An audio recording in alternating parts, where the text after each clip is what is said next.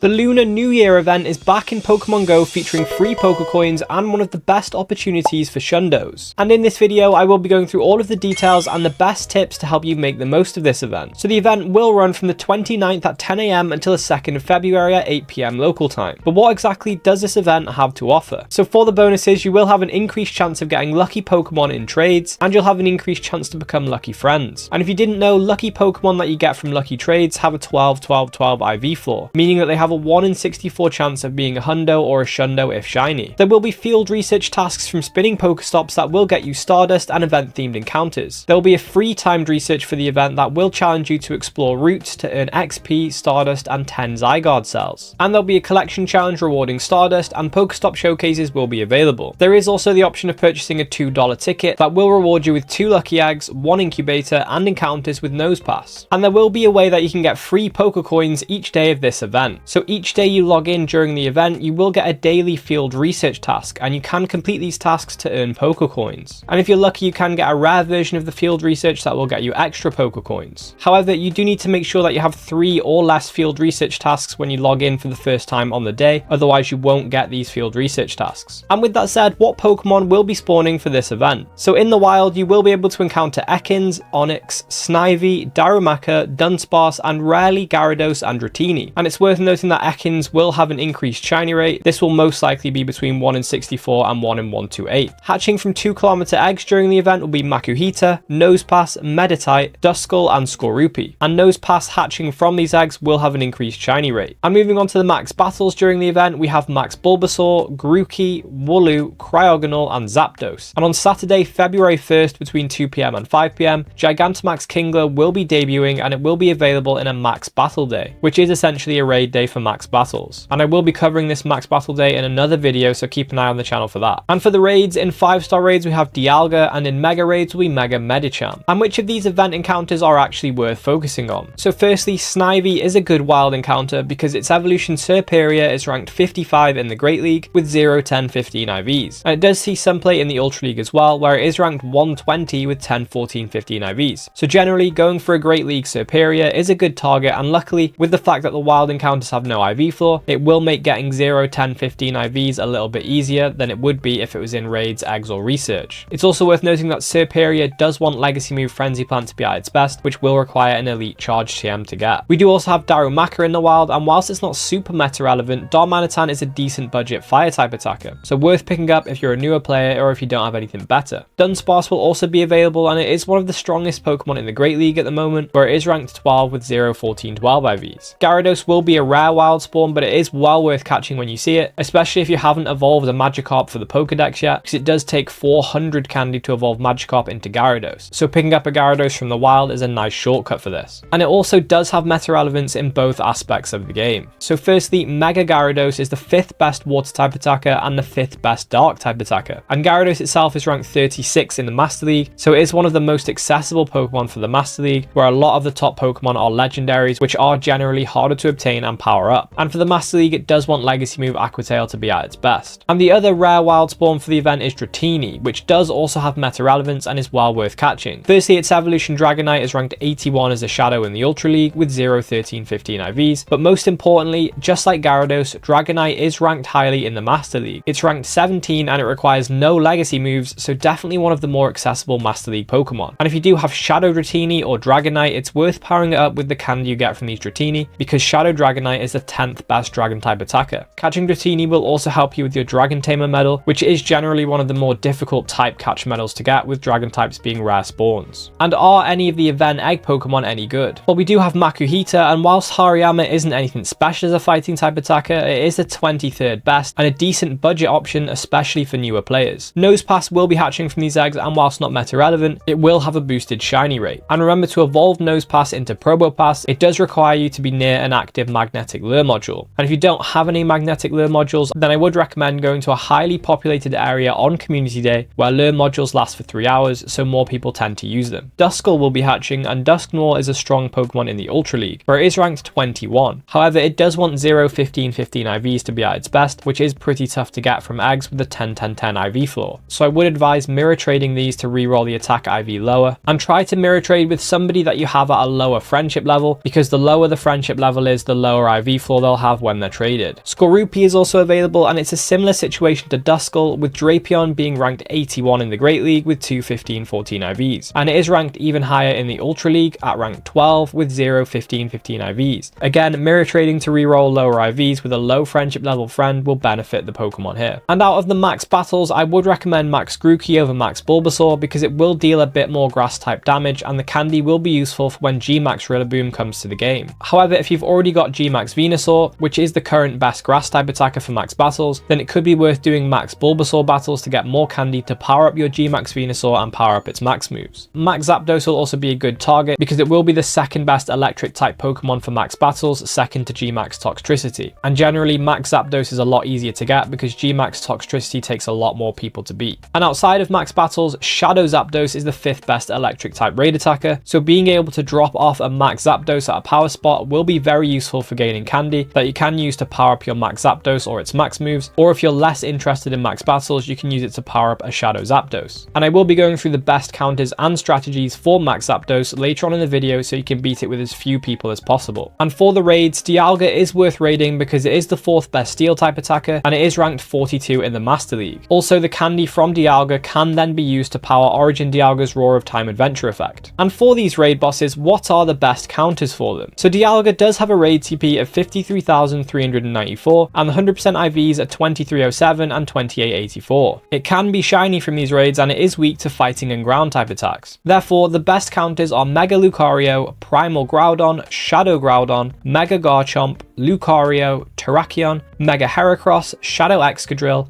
Landorus Therian form, and Mega Blaziken. And for some budget options, I would recommend Excadrill, Conkeldurr, Hisuian Decidueye, Mamoswine, and Machamp. So this raid can be done with 2 people if you have the best counters at high levels, but I would recommend another trainer to be safe. And for Mega Medicham, it does have a raid CP of 29,069, and the 100% IVs for Medicham are 817 and 1022, boosted in cloudy and windy weather. It can be shiny and it is weak to flying, ghost, and fairy type attacks. Therefore, the best counters are Mega Rayquaza, Dawnwing's Necrozma, Mega Gengar, Rayquaza, Shadow Salamence, Mega Gardevoir, Enamorus Incarnate, Shadow Chandelure, Mega Salamence, and Shadow Moltres. And for some budget options, I would recommend Salamence, Chandelure, Braviary, Staraptor, and Gengar. This raid can actually be soloed with the best counters at high levels, but I would recommend another trainer and partying up to make it easier. And when it comes to Max Zapdos, the 100% IV you're looking for is 2015. It is a flying and electric type, and therefore it is weak to rock and ice type attacks. This battle will take 2 to 4 trainers to beat, depending on your counters and your strategy. However, it may be possible to solo like Max Articuno. So Max Zapdos can use Drill Peck, Ancient Power, Thunder, Thunderbolt, or Zap Cannon. So the best tank or healer will be Max Excadrill, which can resist all of these moves. And other options for tanks and healers would be G-Max or D-Max Toxtricity with Spark, G-Max or D-Max Venusaur with Vine Whip, Max Rillaboom with Scratch, or Metagross with Zen Headbutt. And then when you've powered up the Dynamax meter, during the Dynamax window, you can then swap into an attacker to use its Max or G-Max moves. The best attackers will be G-Max Lapras with Water Gun, G-Max or Max Toxtricity with Spark, G-Max or Max Gengar with Shadow Claw, Max Articuno with Frost Breath, and G-Max Kingler with Bubble. Remember, it is quicker to fill up the Dynamax meter by using just fast attacks and not charged attacks. And it's definitely worth using Max Guard and Max Spirit periodically to tank hits and heal up your team. And for the Pokemon that you do decide to focus on during this event, how can you maximize on candy for them? So you can always use Pinap Berries to increase your candy gains, and you can Mega Evolve a Pokemon that shares a type with a Pokemon you're catching to increase the amount of candy, Candy XL, and XP you get per catch. And as a recommendation for this event, I would revert Primal Groudon, because that way you can get bonus candy, Candy XL, and XP for Snivy and Darumaka, which are pretty good options to focus on. And if you don't have access to Primal Groudon, you could Mega Evolve Venusaur, Sceptile, or Abomasnow to get bonuses for Snivy, or you could Mega Evolve Charizard, Houndoom, or Blaziken to get bonuses for Darumaka. And if you are building a Dunsparce for Great League and you want bonus candy for it, then you could Mega Evolve Pidgeot, Kangaskhan, or Lopunny. And remember, if you can Mega Evolve something at max Mega level, then make sure you do that, because you will get more candy, XP, XP and chance for Candy XL. And you can also trade to get extra candy. So if you trade 2 Pokemon that are caught a certain distance from each other, you will actually get extra candy when you trade them. If the distance between them is over 30 kilometers, you'll get 2 candy, and if over 100 kilometers, you'll get 3 candy and a guaranteed Candy XL. And on the topic of trading, this event will be one of the best events to trade as much as you can. This is because each trade will have an increased chance of becoming a lucky trade, meaning the Pokemon you trade will have a 12-12-12 IV floor, so you will have a 1 in 64 chance of being a hundo or a shundo. And that's not all. You will also have an increased chance to become lucky friends, which is really powerful because you can then choose which Pokemon you want to lucky trade, so this is a good chance to pick out Pokemon like shiny legendaries, for example. And to get more chances at becoming lucky friends, I would highly recommend interacting with your friends daily through trading, raiding, battling, sending gifts, etc. But remember to prioritize people that are close to you geographically, because these trades do have to be done in person and they can't be done remotely. And whilst there are no Stardust or XP bonuses for this event, there are still some things you can do to maximize on these resources. So it's worth entering Pokestop showcases even if you don't think you'll win, because you will get some free XP and Stardust just for taking part. And if you happen to win, you can get premium items like lucky eggs and star pieces that you can then use to get more XP and Stardust later down the line. And also make sure that you are utilizing quick catching whenever you can, and prioritize going for excellent throws because they will get you more XP per catch. And as you need 35 platinum medals to get to level 49 in Pokemon Go, here are some medals that you can focus on during this event in particular. So trading is the main one here because you are going to want to be doing this as much as possible, so you can potentially get more lucky trades, and trading will help you progress your Platinum Gentleman and Pilot medals. And with all of the trading to become lucky friends, it's a good chance to work on your Idol Platinum medals. Also, with the 2 free raid passes you get per day this season, it's a good chance to work on your Platinum Rising Star, Champion and Battle Legend medals. And with that said, if you did enjoy this video, then I recommend checking out these videos on the screen now, and I'll catch you in the next one.